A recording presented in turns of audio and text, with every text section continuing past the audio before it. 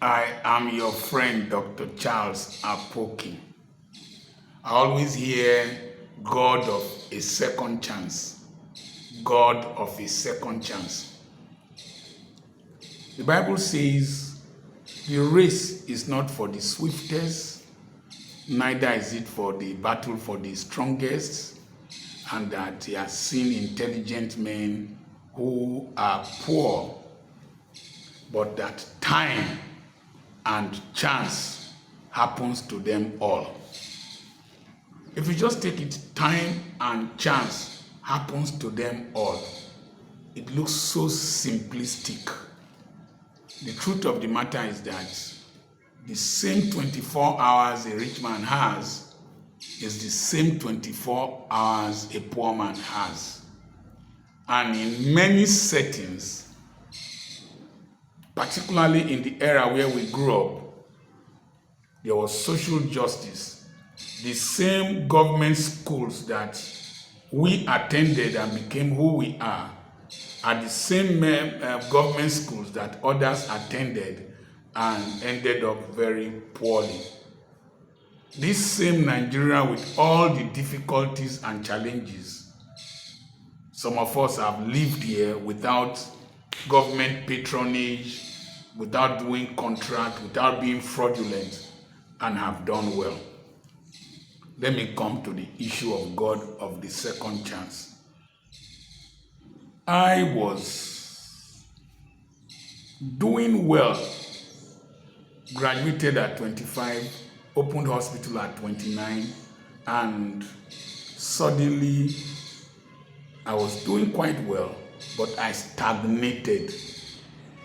And like as I've told you, I told my wife that I need to get back home to start a new life and reinvigorate my dreams. You know the name of that bird shouting is called kingfisher.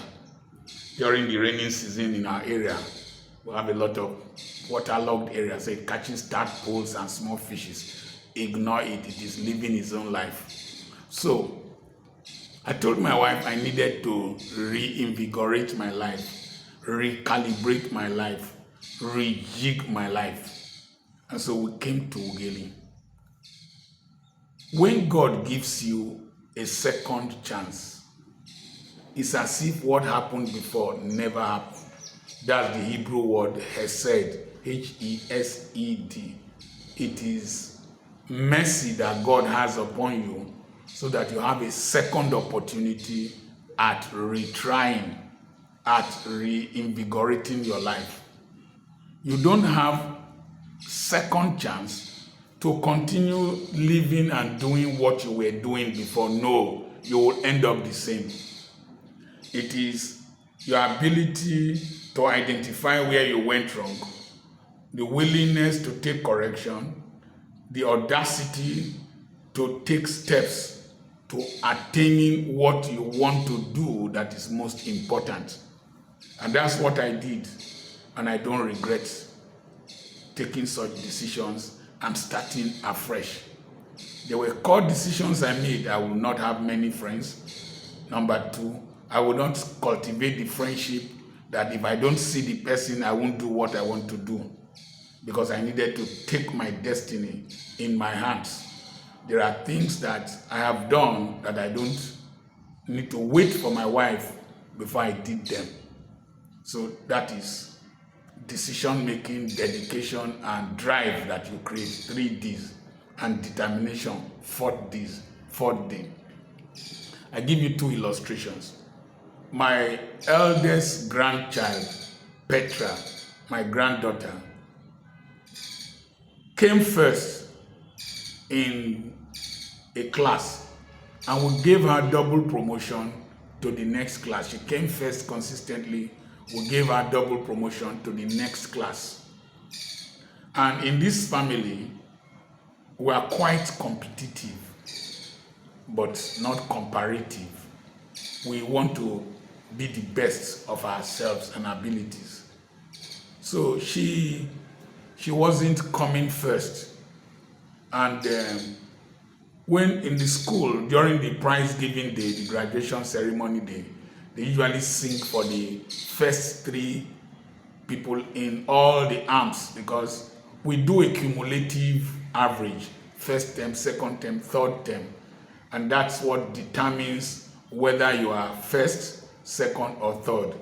And then it is not only the examinations, there is continuous assessment, your assignment, your holiday project. So it's a comprehensive analysis, not only of the person's academic performance, but of the person's consistency and commitment to learning.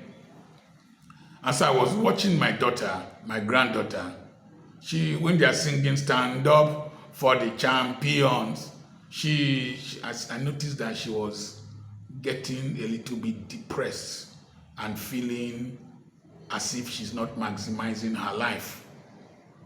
And we had two decisions to make her repeat the class or give her another chance to prove herself. And the mother resolved that it is in her. I always tell you, it is in you and it will come out.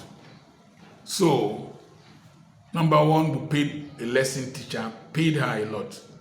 She will stay in school after closing, make sure she does her lessons. Number two, we insisted on regularity in school attendance, assignments, and everything. So, if the mother travels, she will stay behind, and school, unlike when she was traveling with the mother. And we did that for 3 terms consistently. Consistently. You will never ever watch cartoons unless you have done your assignments. You must be in the school and close when your teacher is closing. And she scored 98.46 or 64 as an average, the highest average in all the classes in the school. We usually have 90s. There are some classes 90s. And so she came first. And she had an award. We sang "Stand Up" for her, and then I came back and gave her brand new notes. So, and I did a video that I shared, a short, and she said, for you to get this kind of average, you need to work hard, you need to read hard. And that's key in all we have done. We work hard. From childhood, we worked hard. Anytime I was distracted was that's when I didn't do well. The only things that have been very difficult for me are things I didn't pay attention to. I didn't work hard. And even though the grace was there, hard work is necessary. Number 2, our valedictorian was our head girl. She gave the valedictory lecture for her class, speech for her class. She came because we found out that parents carry children from school to school, and they want to take children who have not done well from one school to another school, take them to a higher class. And Daniel Prelipson said that to destroy a nation, you don't need atomic bombs, you don't need nuclear weapons, you don't need intercontinental ballistic missiles. That just allow people cheat in exams, just lower the standard, and then allow exam malpractice. The nation will destroy itself. And so we insisted that for any child to enter our school, that child must pass a basic exam that meets our standard.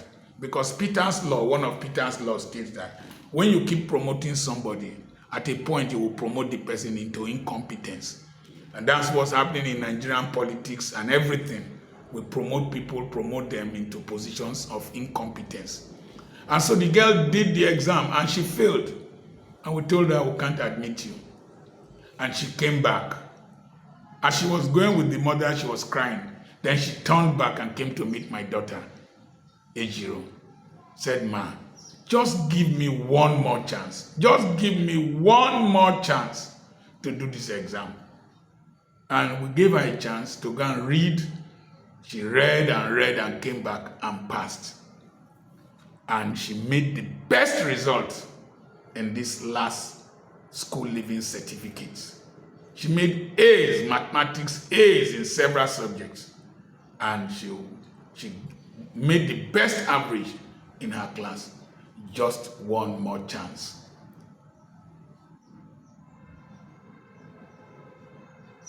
Esau did not have that chance.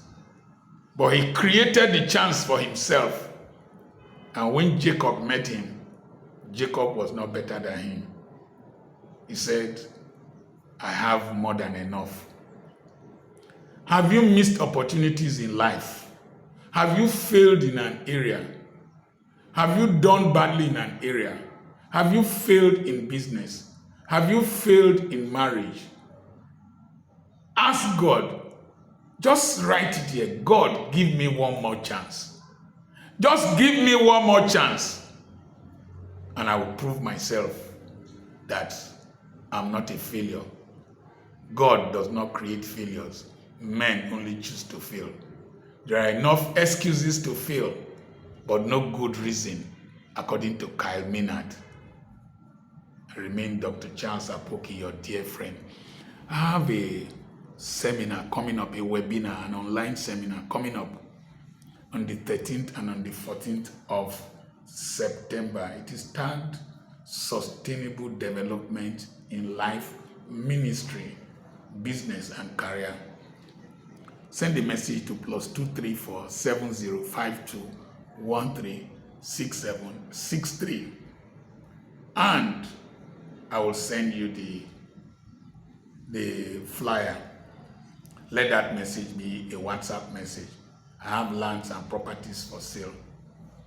The video, the podcasts that have changed my life were not the first I did. The ones that Tunde Ednod shared and made me globalize during NSAS were not the first videos I shared. I had shared videos. Nedu and the Honest Bunch that I did a video there. It's not the first time I did a podcast. I've done podcasts with people from Europe, people from different parts of the social media strata. They did not make me viral. But I saw one chance with Nedu and the Honest Bunch, and I took it. And I put the whole of my life into it. And I went viral, I went global. This is not the first thing I'm doing, first time I've preached. There is a second chance. Tell yourself, it is in me and it will come out. I will not die a local person. This generation will hear my voice. Remember, send a message, a WhatsApp message to me on +234 7052 136763. I will send you the flyer for my webinar, masterclass webinar. And I remain the area grandfather, Dr. Charles Apoki. We are close to 100,000 subscribers. Why don't you subscribe and share this video with others? God bless you.